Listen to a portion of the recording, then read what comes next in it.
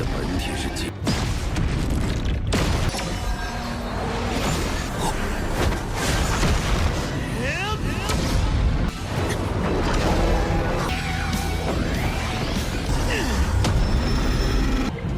你不该回来。该我了。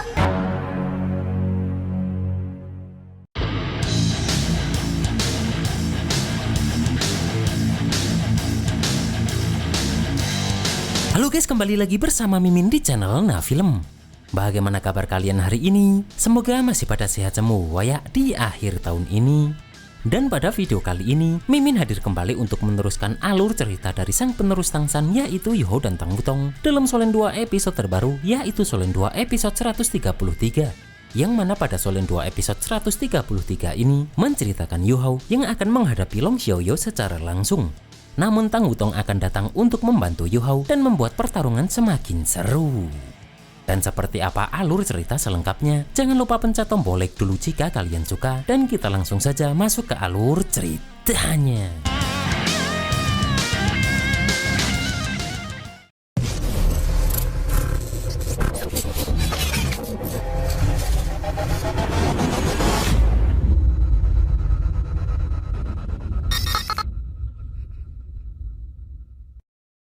Di sini pun Long Xiaoyou teringat saat Ye Shisui kembali ke sektor Roh Suci setelah melawan Youhao.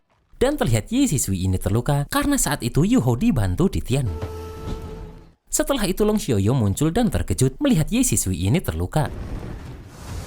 Namun Ye Shisui merasa jika ini bukan urusan Long Xiaoyou.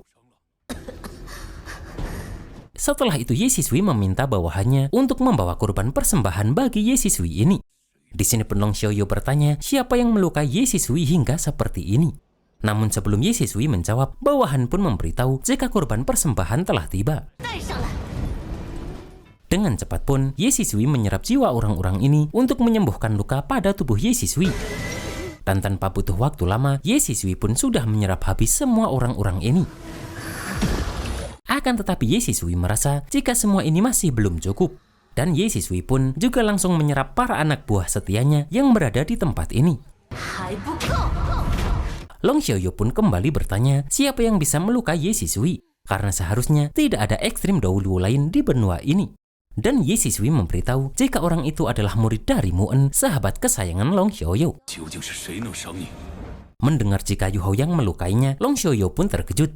Karena sekarang Youhao paling tinggi hanya berada di level Zageroh dan tidak mungkin bisa melukai Ye Shisui.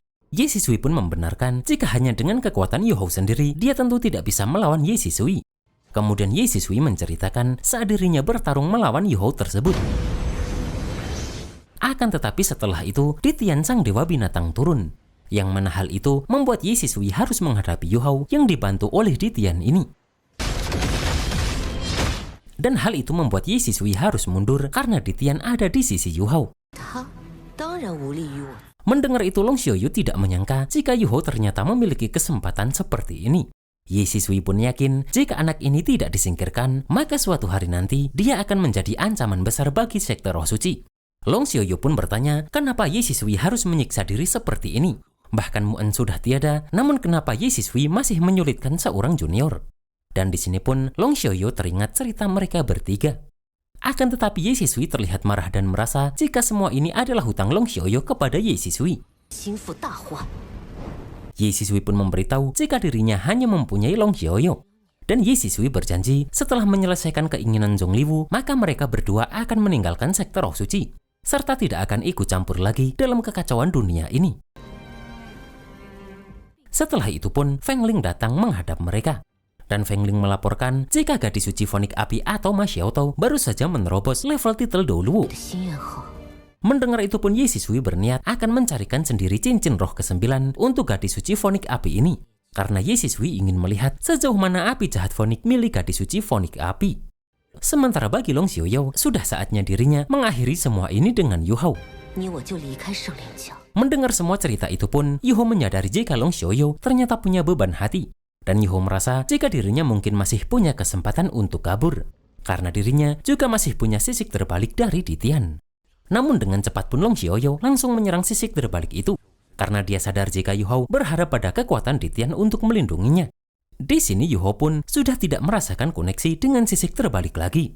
Long Xiaoyu pun memberitahu jika wujud asli di Tian adalah Raja Naga Hitam bermata emas. Sedangkan roh pelindung Long Xiaoyu adalah naga suci kegelapan.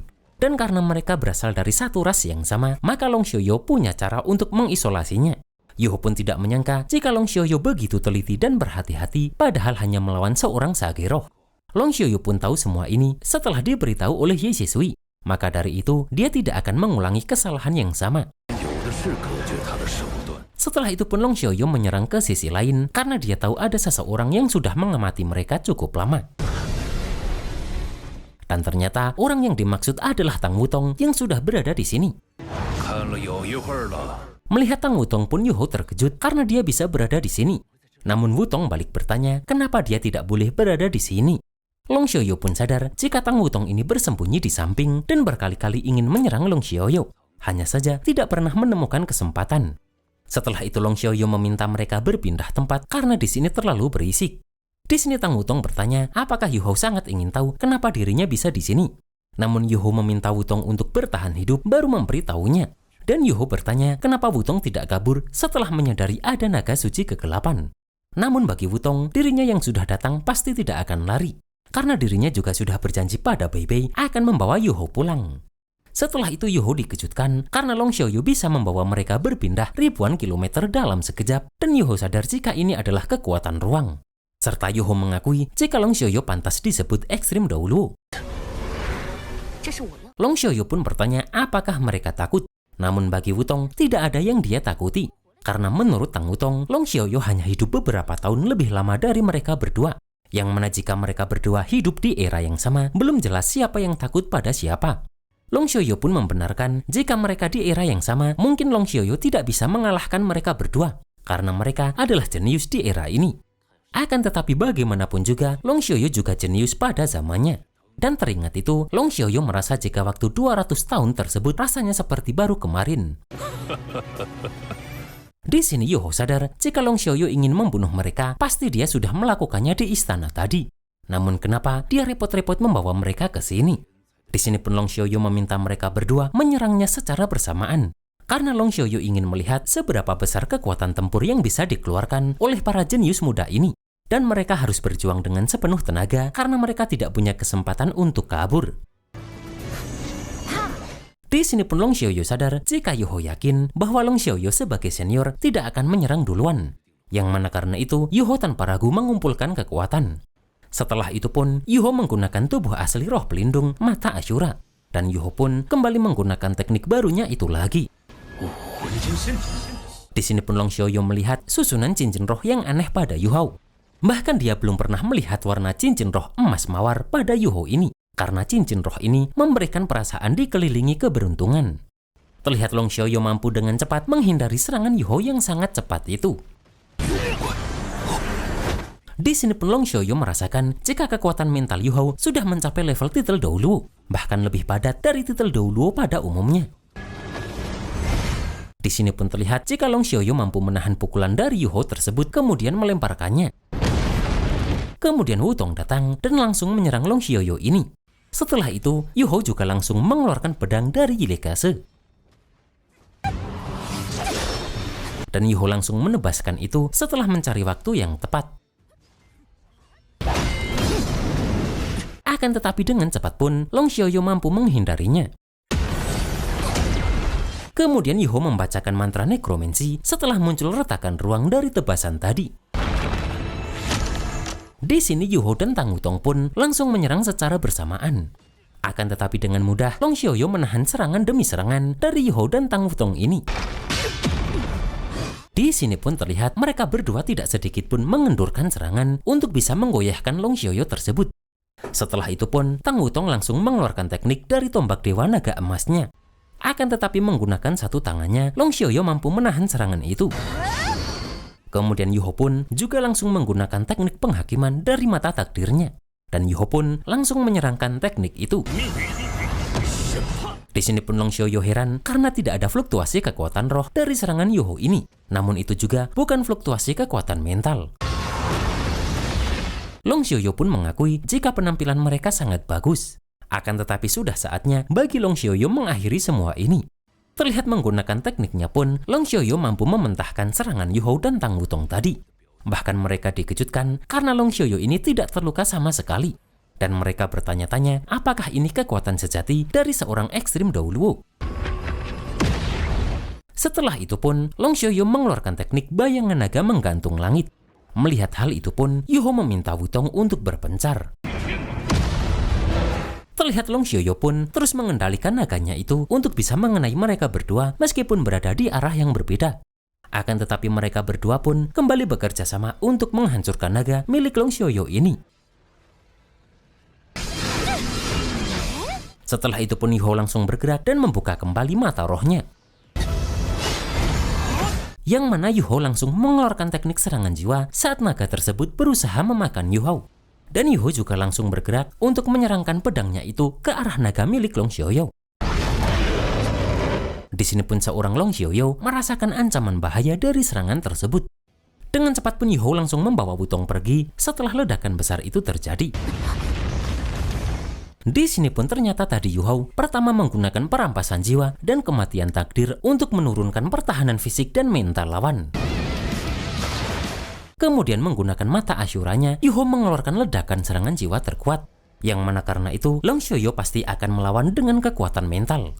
Kemudian saat kekuatan mental bertabrakan, Yu Hou mengeluarkan teknik teleportasi dari tulang roh serigala kera 3 kehidupan. Yang mana Yu Hou menggunakan tubuhnya untuk menerima serangan mental Long Xiaoyu ini. Karena Yu Hou teringat jika tulang roh tengkorak takdir bisa kebal terhadap 3 serangan mental dalam 1 hari. Akan tetapi Long Xiaoyu benar-benar menerima 1 serangan jiwa dalam kondisi terkuatnya. Dan meskipun dia ekstrim dahulu, namun akan ada jeda sesaat. Yang mana hanya perbedaan waktu sekejap itu memberi kesempatan Yu Hou untuk kabur. Dengan cepat pun, Yu Hou dan Tang Wutong langsung masuk ke dalam gerbang kematian yang sudah dipersiapkan oleh Yu Hou. Akan tetapi saat gerbang itu akan menutup, Yu Hou dikejutkan karena Long Xiaoyu berhasil meraih gerbang tersebut. Melihat itu pun, Yu Hou langsung melemparkan Wutong agar menjauh. Sementara Yu Hou langsung menghadapi naga suci kegelapan milik Long Xiaoyu ini. Dan terlihat jika naga ini pun berhasil dipaksa mundur oleh Yu Hou. Akan tetapi terlihat Yu Hou harus terluka parah dan masuk ke dalam air setelah menyerang naga milik Long Xiaoyu tersebut. Namun meskipun di dalam air, naga milik Long Xiaoyu ini terus mengikuti Yu Hou. Dan di sini Long Xiaoyu mengakui jika Yu Hou lebih berbakat dari Long Xiaoyu saat muda. Karena Yu Hou ini hampir berhasil lolos dari tangan Long Xiaoyu. Namun di sini Yu Hou merasa jika pada akhirnya dirinya juga tidak bisa pergi. Akan tetapi terlihat jika Wutong datang kembali dan menyusul Yu Hou ke dalam air. Karena bagi Wutong, selama mereka berdua belum mati, maka di setiap momen mereka tidak akan kalah. Sambil terus tenggelam pun Yu Hou merasa jika Wutong tidak seharusnya kembali. Akan tetapi bagi Tang Wutong, dirinya tidak akan pergi begitu saja melihat Yu Hou yang sudah mengorbankan nyawa untuk menyelamatkan dirinya. Di sini pun terlihat Wutong berhasil membawa Yu Hou ke dasar danau dengan selamat. Setelah itu Wutong meminta Long Xiaoyu ini untuk segera keluar. Wutong pun juga meminta Yu Hou menggunakan waktu ini untuk memulihkan diri. Karena Tang Wutong tahu jika dalam pertempuran untuk melindungi dirinya tadi, kekuatan roh Yu Hou sudah sangat terkuras. Di sini pun terlihat Long Xiaoyu pun mampu seketika menghilangkan semua air yang membuatnya langsung mengering. Kemudian Wutong langsung menggunakan wujud asli roh pelindungnya karena giliran Wutong untuk turun tangan. Terlihat Yu Hou langsung memulihkan dirinya, sementara Tang Wutong maju sambil mengeluarkan cincin rohnya. Di sini pun Long Xiaoyu baru tahu jika ternyata Tang Wutong mempunyai susunan cincin roh yang begitu mengejutkan melihat 6 cincin roh hitam dan 1 merah pada Tang Wutong ini. Dan saat Tang Wutong mengeluarkan roh pelindungnya, Long Xiaoyu semakin dikejutkan karena itu adalah Dewa Naga. Dan pada Solen 2 episode 134, melihat mereka berdua masih menghadapi betapa kuatnya Long Xiaoyu ini hingga Yu Hou terluka semakin parah. Akan tetapi lambang Trisula pada Tang Wutong akan kembali aktif setelah kejadian itu. Dan itulah guys alur cerita Solen 2 episode 133 ini. Ternyata meskipun Yu Hou dan Wutong sudah menggunakan kekuatan terbaik mereka masing-masing, tapi seorang Long Xiaoyu ini masih tidak terluka sedikit pun ya. Dan sebenarnya apa yang akan terjadi dengan Yoho dan Tang Wutong ini, kita tunggu saja dalam Solen 2 episode 134 tahun depan. Akhir kata, selamat berlibur panjang di akhir tahun ini, dan see you next episode.